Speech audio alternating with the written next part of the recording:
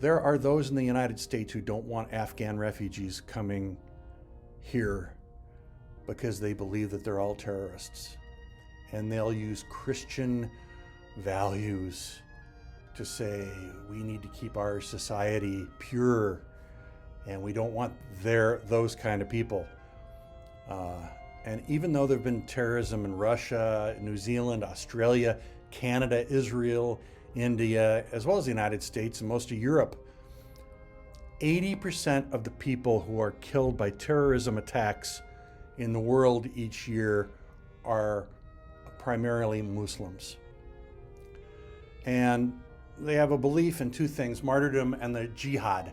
And that's how you get people who are willing to blow themselves up to become martyrs. To become a martyr, according to some Sharia law, is the highest state you can attain on this plane. And there's all kinds of stories about virgins and living in paradise, for putting a piece of C4 in your backpack and blowing up a bus in Tel Aviv.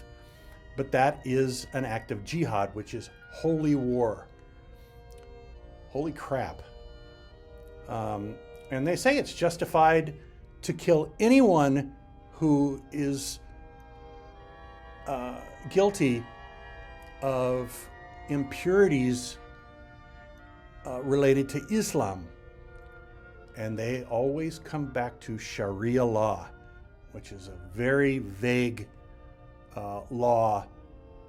set of laws that can be interpreted any ways you want.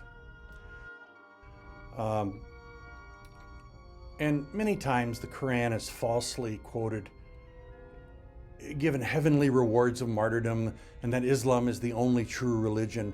These are the fundamentalists you have to be aware of. But there's also the Christians, and they have large followings.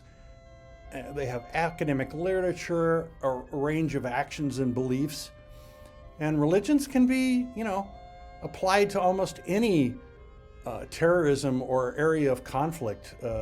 I was in Bosnia when all that was going down, and it was considered Christians against Muslims against I don't know what. And religion was stamped all across that terrible time. But religion is used mostly to intimidate. It's also used to punish groups, but by and large, you can use fundamentalist religion to intimidate smaller groups,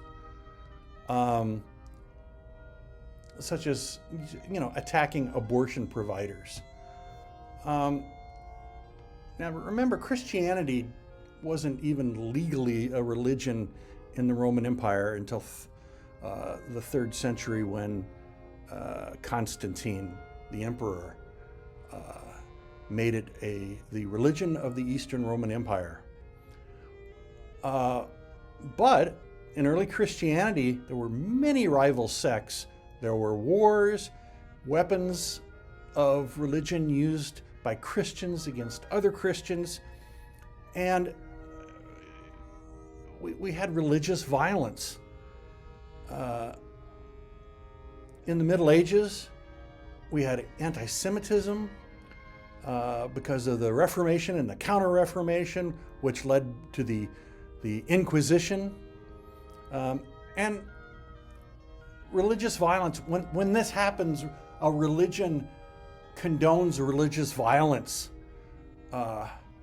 even though it was purely ethnic or political in nature.